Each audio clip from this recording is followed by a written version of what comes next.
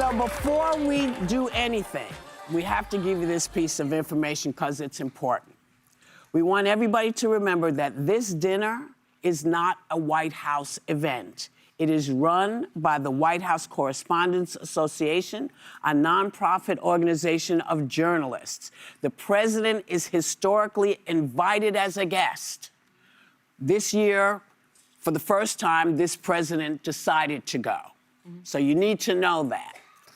The White House Correspondents' Dinner descended into chaos Saturday night after a lone shooter opened fire on Secret Service at a security checkpoint.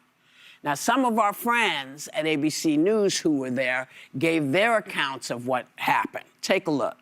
The dinner was just getting underway. The president sitting up on the dais, the cabinet here assembled, many members of them, and all of a sudden we heard a loud noise and the Secret Service coming rushing in, armed, of course, in their full gear, coming in, grabbing the president, escorting him off the stage. I start hearing gunshots in the hall right near me, and the next thing I knew, a police officer threw me to the ground and was on top of me. And I watched the two Secret Service guys get behind the president, bring him down, and just by pure chance, he gets brought down. We're facing opposite directions.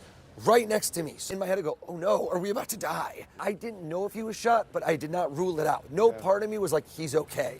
Because also, I didn't expect them to take him down so violently. My landline, George, actually a number that few people call, and it was President Trump calling. He said at first he was calling to see if I was okay with what happened last night. Are you okay? So what did you think when you heard all this while this was happening? So first and foremost, God bless law enforcement, Secret Service, DC Metro Police. They acted swiftly and they neutralized the threat. I don't think people realized in the moment the threat was neutralized well before he got near the ballroom. But when you hear shots ring out, I can just imagine in this climate, in this culture we live in, how terrifying it is. My first thought was to text Brian, honestly, because he was there on behalf of the team. I was worried for him. He was telling me he and colleagues were under the table just trying to get information from people they were texting about what was happening because it was completely chaotic. I just am grateful. Just think, had Secret Service not jumped in, this could have been a mass casualty event. We've been to this event many times. There are thousands of people crammed into a ballroom. You are inches away from people around you. So we could be having a very different discussion today. I know we're going to talk a lot about this, so I won't steal the microphone, but we have a problem with political violence in this country. It is not right that it almost becomes like, okay, I'm scrolling to the next thing on Instagram. Of course there was a shooting. People are becoming desensitized to this. It's not like it was 20 years ago if this had happened, if it was Reagan's assassination attempt at the Hilton as well. That was news for weeks on end, and I feel like we're sort of just, this is what happens now. People get radicalized and try to kill people in our politics. It is not right, and leaders need to come together, condemn it, and come up with actual solutions. Yeah, you know, for me, when I was at a dinner, so I wasn't watching any of the coverage live, and as I was driving home, I had CNN on Sirius on the radio, and I heard Wolf Blitzer talk about it. And Wolf is a mentor, a close friend, and one of the most unflappable men on TV. Wolf is a guy who covers wars. I've seen him in tunnels with bombs falling, whose family survived and fled the Holocaust. And to hear Wolf talk about how scary this was, to hear Wolf say that he was 3 or 4 feet away from the shooter, got tackled down, that really hit me because that room is somewhere where but for the grace of God, we could have been in. And there were so many people that we love and respect and are parts of our lives who were there. I'll tell you what really hit me, though, was later that night when I was on social media or the next morning, a good chunk of the country thinks this was staged. And I don't think that. Let me just be clear. I don't think that. But where are we in America? When Reagan was shot in 1981, nobody would have thought about that. And so, you know, I think I think people have to take stock of just the level of influence that misinformation, that the lies have had on the American psyche, that the first conclusion so many people reach because of the polarization and because of some of the things that our elected officials have done, frankly. You know, it's crazy to me that one of the first things Trump did after this was, and all of the people, his choir, is go push for a ballroom and use this, instead of calling to our better angels and calling for unity, use it to call for the building of his ballroom. I just think school children have as much a right to have safe schools as politicians do to have a secure ballroom. I think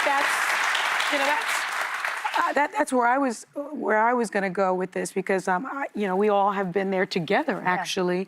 And my understanding, one of the first people that I reached out to was Paul, our stage manager, because he stage manages the White House Correspondents Dinner. And so I've gone there with Paul, and Paul thankfully is okay. And so I wanted to make sure that he was okay. And he's explained to me that the Secret Service did an outstanding job.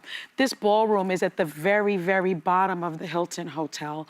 And this shooter never got there. He got to the second floor when he was tackled. So the president, thank God, he wasn't close to the president. But I think we should all be outraged that someone tried to allegedly kill the president of the United States and members of his cabinet. This political violence that is going on must be confronted. This divisiveness in this country in terms of politics must be confronted.